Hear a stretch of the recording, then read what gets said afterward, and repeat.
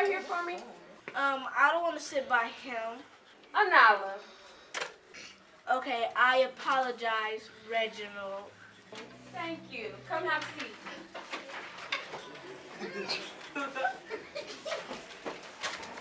Yeah, why you always gotta be so rude? So what have we been learning a lot about this week? Someone tell me. Tyrone. Sankofa. Yes, Sankofa. Good job. Let's all say it together. Sankofa! I'm tired of learning about this Black history stuff. Someone tell me something about this word Sankofa. Kamari. Sankofa is a word that comes from the Twi language. Yeah, and the Twi language comes from Ghana, which is in West Africa. That's right.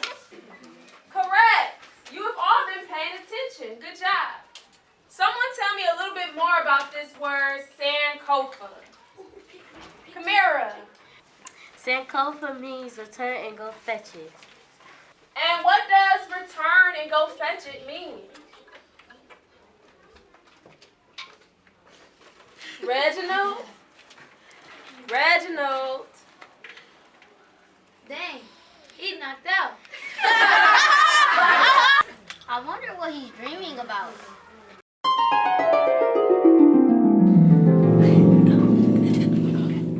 Reginald, wake up before you get detention. Is this a dream?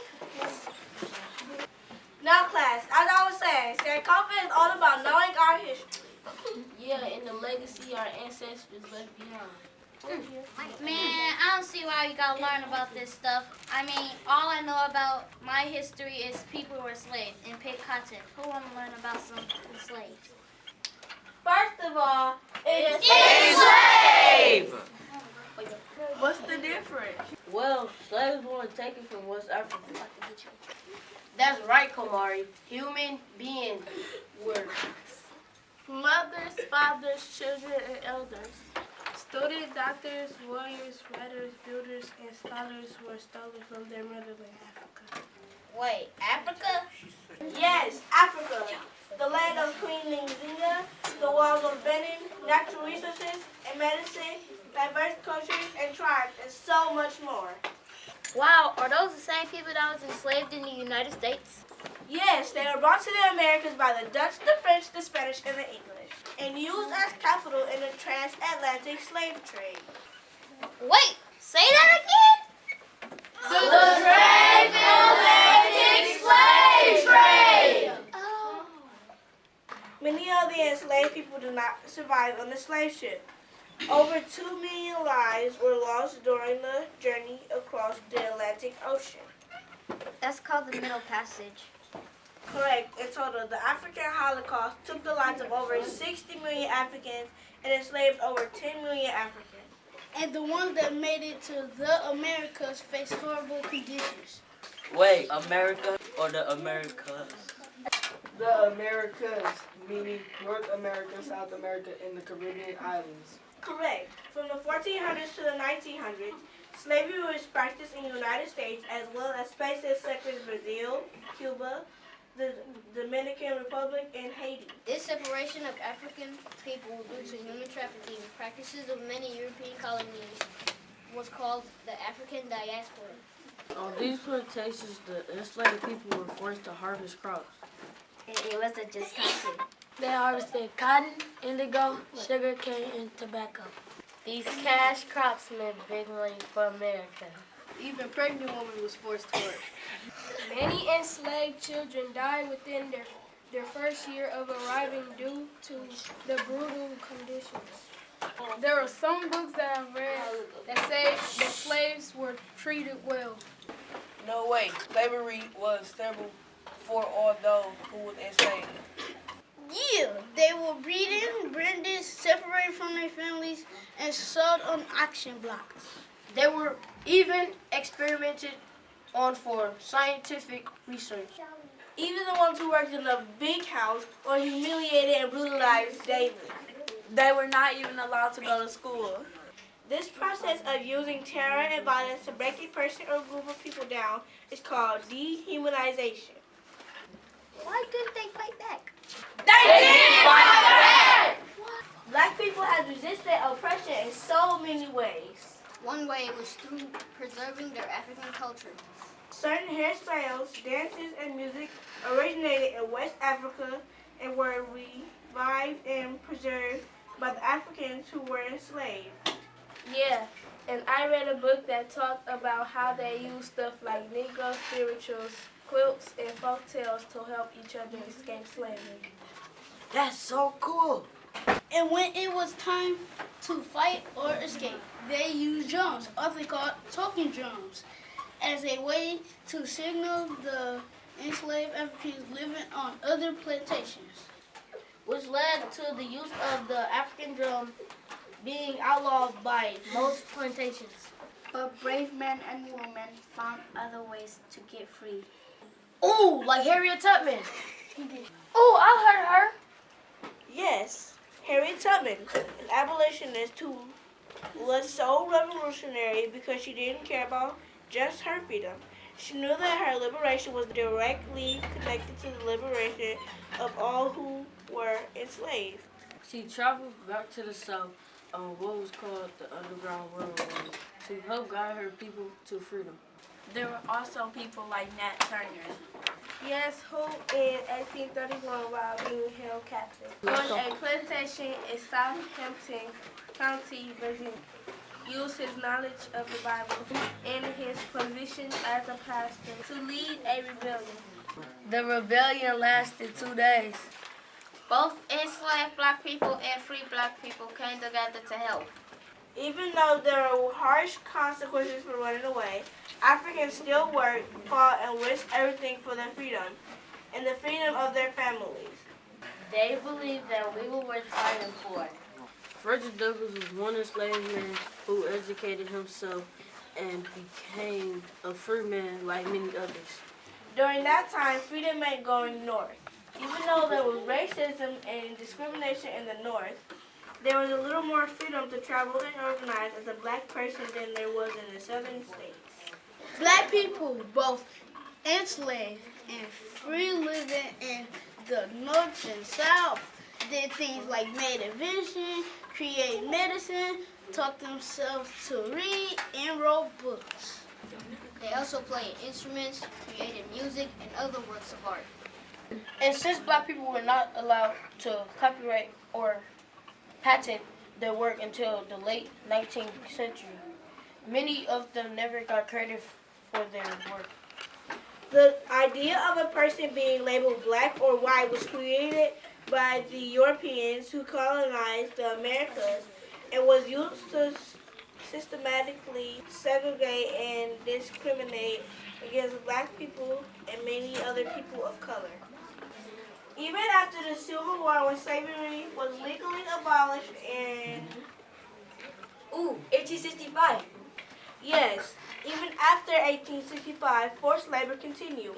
Slavery was still practiced throughout the Americas. Many people who were free were forced back into enslavement through sharecropping and incarceration. Yes, and laws called Black Codes were passed in 1865 and 1866. These laws allowed law enforcement to arrest freed black people for things such as being in a whites-only neighborhood or being outside past sundown. There were even laws like that in the North, like the Fugitive Slave Act of 1793.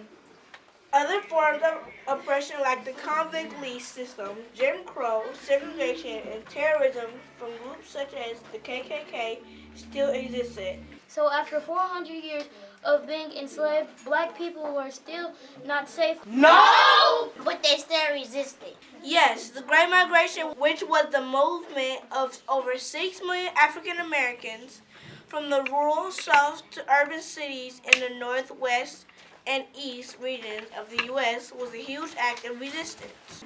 And self-determination. Many of the railroad cities and monuments we see today were built by black people during the era of Reconstruction.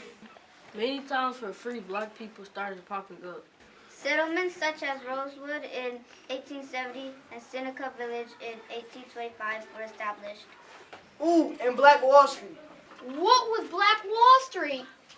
In the early 1900s, Greenwood, Oklahoma became a black settlement thriving in businesses, oil fields, and employment opportunities. This was important because many white-owned businesses would not hire black workers. And although there are more factory jobs in the North due to industrialization, some white-only users use tactics of intimidation and violence to keep black workers out. Even the historic Brownsville district right here in Milwaukee was once a thriving area for black-owned businesses and families in the early 1900s. So what happened to all those settlements, like Black Wall Street? Many of them were invaded and destroyed. Some were burned down by white mobs. Others were broken down by the use of gentrification.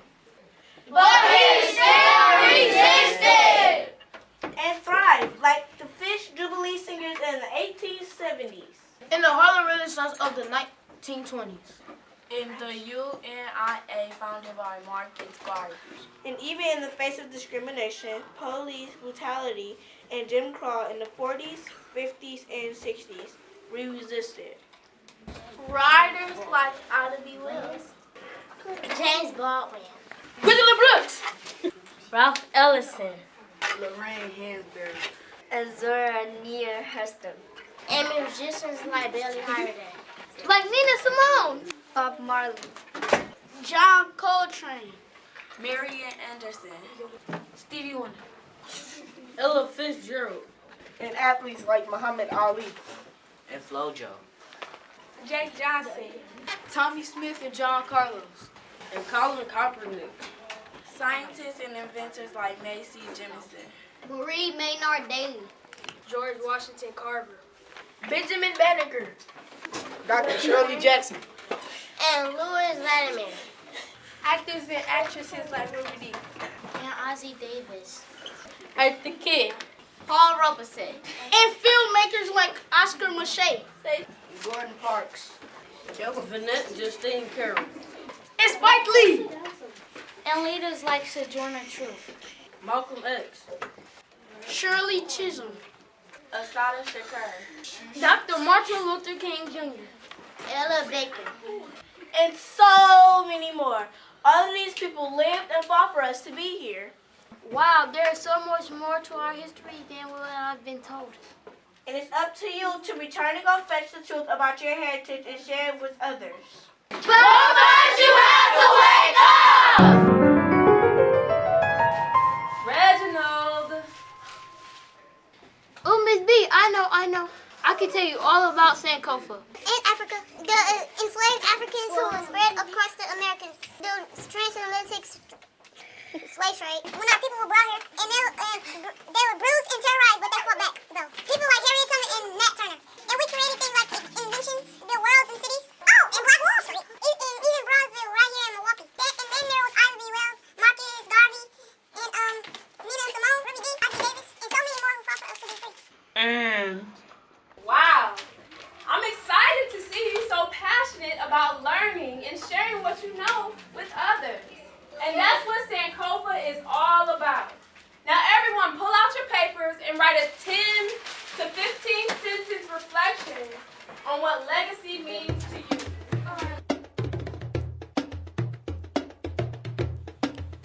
Sankofa.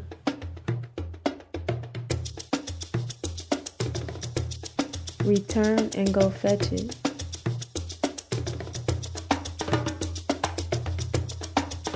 We must know and understand our past in order to have a better future.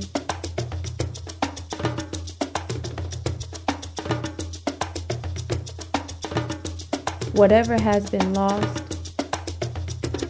forgotten, or stolen from our ancestors can be reclaimed,